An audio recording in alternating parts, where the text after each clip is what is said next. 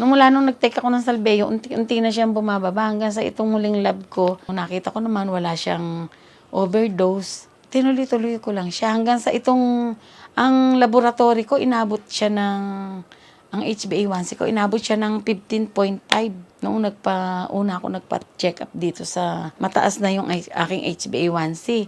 Ngayon, ang HbA1c ko halos nag-normal na. 6.3 na lang siya ngayon from 15.5. Halos triple. Bumaba siya ng ganyan. Salbeo lang talaga yung ininom ko na lumakas ako. Ngayon, free na. Kasi nga, halos nag-normal na lahat. Dahil diyan kay Salbeo.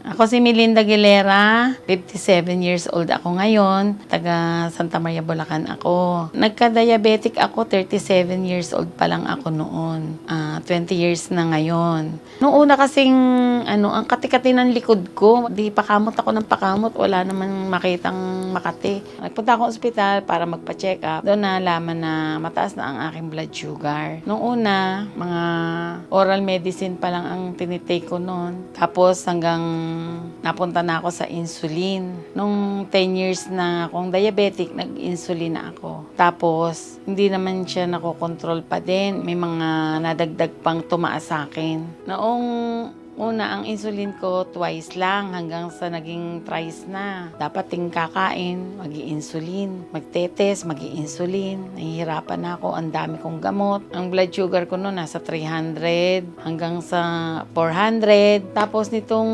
2020, nag-suffer na ako sa sugar ko noon. Nasa 600 na mahigit siguro kasi wala nang bilang. Tapos nagsasuffer na ako noon na marami na ako nararamdaman. Unang-una, masasakit na yung mga laman ng katawan ko. Tapos, yung binti ko, hindi na maganda ang pakiramdam hanggang pa ako manhid na. Tapos, hindi naman ako makapagpa-check up noon kasi sobrang pandemic noon. Ayoko magpadala ng ospital. Natatakot ako kasi ang daming namamatay. Tapos, hanggang sa nahihirapan na ako, tinatayo na lang ako. Inaalalayan ako pagbangon hanggang pagtungo ng CR. Namamanhid na yung mga paa ko. Hindi na ako nakakapaglakad dito. Sa amin man lang, hindi ako makalakad ng mag-isa. Kailangan lagi akong may alalay para hindi ako matumba. Ang pamilya ko noon, nalulungkot na hanggang sa nakikita ko na sila noon pagka napupunta dito, umiiyak na din sila eh.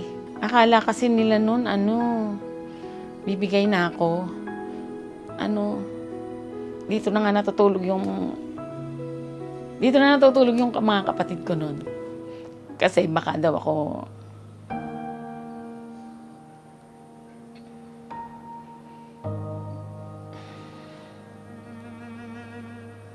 mahina na kasi ako noon. Kaya gusto ko pang mabuhay kasi may mga anak ako. Ayan, ayoko na nga yan eh.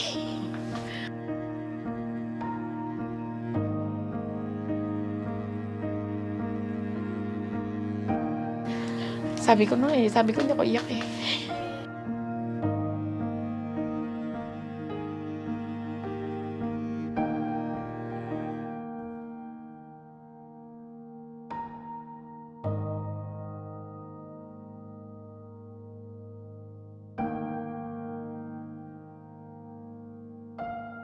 Pakiramdam ko noon, parang pabigat na ako. Pabigat na ako sa kanila.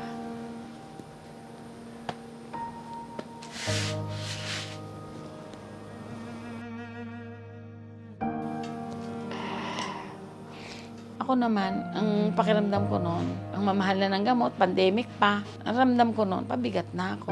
Siyempre, wala pa rin namang ang trabaho noon mahirap pa. Kaya sabi ko noon, nagdadasal ako na, Lord, bigyan naman ako ng lakas pa. Kasi gusto ko pang makasama pamilya ko noon. Tapos, hanggang sa sabi ko, pagkalooban niya ako ng kailangan kong para ako'y lumakas pa hanggang sa nag-browse ako sa cellphone. Nakita ko nga mga nag-take ng Salbeo. Kaya nag-order ako ng Salbeo. Ang una kong in-order na Salbeo, jar na may kasamang capsule. May free pa siyang trial pack. Yun yung kinuha kong una. Yung naka-jar, iniinom ko siya umaga-gabi. Pag umaalis ako, ang tinetake ko na yung capsule kasi wala nga akong pantimpla. Ang jar, iniinom ko siya sa umaga. 2 scoop sa umaga, 2 scoop sa gabi. Sa tanghali, 2 capsule.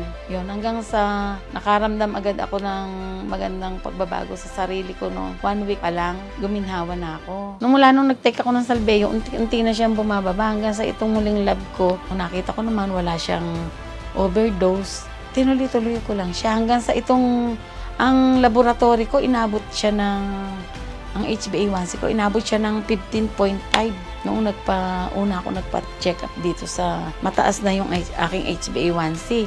Ngayon, ang HbA1c ko halos nag-normal na. 6.3 na lang siya ngayon. From 15.5. Halos triple.